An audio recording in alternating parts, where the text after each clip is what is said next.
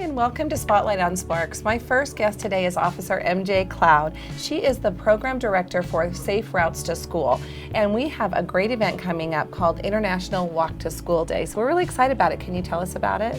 It's an international event, and here locally we have approximately 15 schools that have signed up to actually organize a walking event. Students will meet at different areas, and we'll have a small safety assembly, and then they'll walk in as in a group to their individual schools.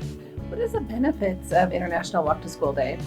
Well, when you highlight an event like this, it can bring awareness to the pedestrians and the drivers alike. Just making sure that everybody understands there will be more people walking and biking on their streets. It could be in their neighborhoods as well as in the school zone. So just being able to bring awareness and use an event like this is a great catalyst.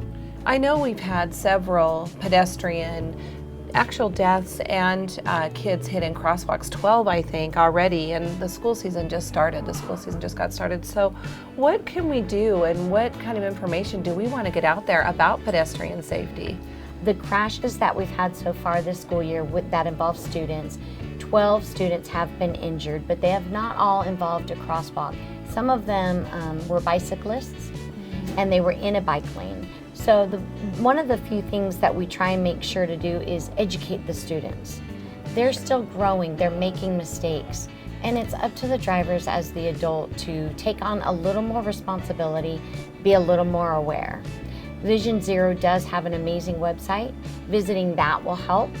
And then the other thing that's going to become super important as the weather changes into a colder is do care. Do care is a law that tells the driver it's your responsibility to adjust your driving habits. Either slow down in the snow, ice, or rain, slow down if you can't see because of the sunrise or the sunset. It's up to the driver to make sure that they can see the road prior to traveling on it. So really, it's important to let both drivers, pedestrians, bicyclists, everybody know that really taking due care is very important, and just being educated and really watching out for others is very important. You bet. Slow down, leave the house earlier, be mindful of what's around you, and open your peripheral vision. I truly believe that the elected officials' support and the media being able to get information out there is a huge bonus. And that brings it right back around to International Walk to School Day. And that day is what day again? October 2nd, and we're wanting to just remind everyone just the simple joys of walking everywhere you can. And there are benefits, less congestion, things like that as well, right? The air quality. Right. You bet. You're going to have, if there are less vehicles within the school zone at one time, that means there's a less chance of a vehicle versus a pedestrian or bicyclist accident or crash. Right. And it does mean that there's less emissions, better air quality. Right. So October 2nd, really watch out. There's going to be a lot of kids walking to school, a lot of parents walking their kids to school, hopefully a lot of less drivers on the road. It'll take the whole community to create some change here. Right. Well, thank you, MJ. I so appreciate the great information. Thank you, Julie, for having us.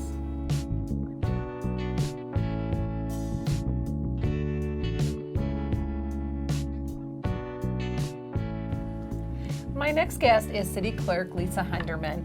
Lisa, recently Council adopted new standards for our records management. And what does that mean for the city?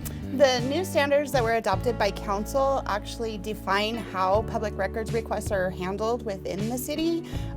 It also defines what information is considered confidential and what is not releasable versus what is a fully releasable public record. And why did this all come about? Was it through the legislative session? I think there was a Senate bill. Senate Bill 287, or SB 287 as it's called, actually imposes civil penalties for willful failure to produce public records. So basically, if you ask for something and we have it as a record and we do not provide it to you, then we could be fined civilly. It also allows for a court order to be filed if the city takes an unreasonably long amount of time to produce public records, or if we try to charge you more than what the public record should be charged. So is there a fee schedule then for people who want to request public records?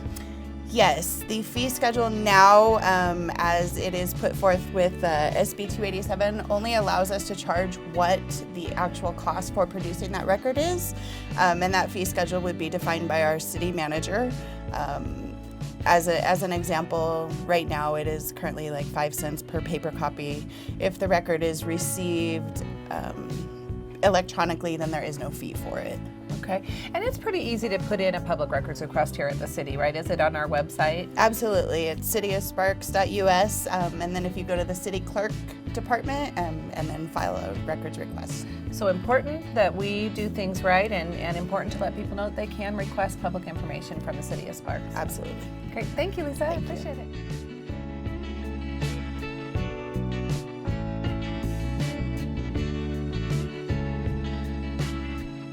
My next guest is Fire Chief Reed. Thank you again for being my guest. And we have a very important day coming up to honor firefighters. Can you tell me about that? Yeah, so October 6th is the beginning of Fire Prevention Week. And they have a national memorial back in Maryland where they honor all the fallen firefighters over the past year. So how important is it that our council kind of proclaim this day? And what does that mean? Do we have something coming up to honor firefighters in our area? Well, it's just nice to know that your city council backs you. You know, they know what you do is important, and at times it can be very dangerous. You know, you're putting your life out there, and so our council has always been very supportive of our fire department. And at the end of the week, so the ceremony's on the 6th back east, but then on October 12th at City of Sparks Fire Department, station number 1, we'll be having a pancake breakfast to kind of honor just Fire Prevention Week. Oh, that is great. And so can anybody come to that? And does it cost? Yeah, so it's open to the public. I believe we start at 7:30 a.m. serving pancakes and eggs and orange juice and coffee. And yep, open to everyone. And I believe it's $5 a person. That's one of our programs we have in the fire department is Project Safe. I wanted to actually talk to you about that because Project Safe, I think I was hearing that residents can just call in, they can schedule an appointment if their home was built before 1994 and have a free fire alarm installed. I just think that's amazing. That's great. Yeah, that's correct. So we've been doing the program for a few years, and yeah, if your home was built quite a while ago, you can call our number at 353-2266 and then schedule an appointment. And we also do carbon monoxide detectors and bed shakers for hearing impaired. Yeah, that's correct. So if you do have one of those disabilities or you just want the CO detector or that's all you need, then yes, by all means, give us a call. So what is the theme of this year's Fire Prevention Week? So it's not every hero wears a cape. And even though we have lots of technology, everyone has phones, people are still dying in their house in fires every year. So we want you to have a way out.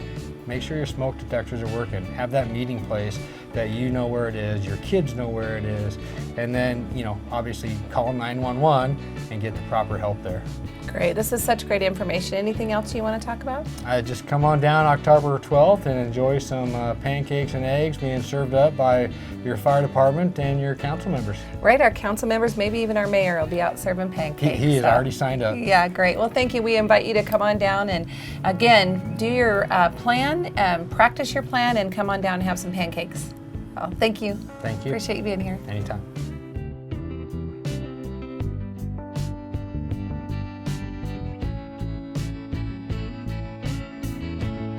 My next guest is Assistant Fire Marshal Chris McCubbins. Chris, I wanted to talk to you about the Pancake Breakfast that's coming up in October as part of Fire Prevention Week, and there's also a fun run. So can you kind of tell us about those?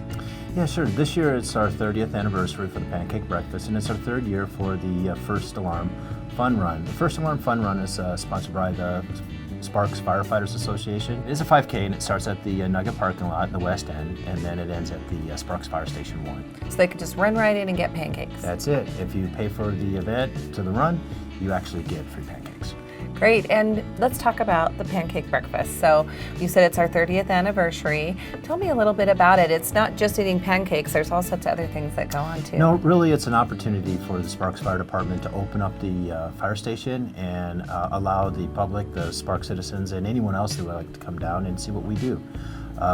We have several activities and educational events that will occur. We are doing a puppet show this year, and the puppet show is based on fire education. And we we'll do a kitchen demonstration on how grease reacts with water, and then we also do auto extrication. And so that means you're showing, kind of removing somebody from a car that maybe we're trapped right, in that or was in something. an accident, yes. And this just shows everybody how we will safely remove somebody after they've been in an auto accident. We take the roof off and the doors and just give a demonstration. So it's a great way to just get information and education about fire safety. Yes, we tie the breakfast in with the Sparks or with the Fire Prevention Week, because we want people to remember that they need to be aware of their surroundings, and they need to know and take ownership of what's in their own home. Have an escape plan, have smoke detectors that are working. And we do have a plan for if you don't have smoke detectors in your home, we can help you out with that. But we want people to understand that we can only do so much. They have to take personal responsibility and for their own safety. If they practice, then in the event of an emergency, they're more likely to safely get out. We have several programs, including Remembering When, that offers helpful tips, and as we age. We don't, our needs are change, and we don't get out of the house as quickly and easily, and so we have to practice things a little bit differently. So we have an opportunity for everybody to gain a little bit of knowledge, and from the breakfast as well, regarding fire safety. Great. Well, you can get your tickets for the Pancake Breakfast. You can download a coupon on Facebook, and there's going to be a lot more information on the fire department page and the City of Sparks page. So thank you very much for being with me today. I appreciate it. Great. And thank you. for Spotlight on Sparks, I'm Julie Duell. Thanks so much for joining us.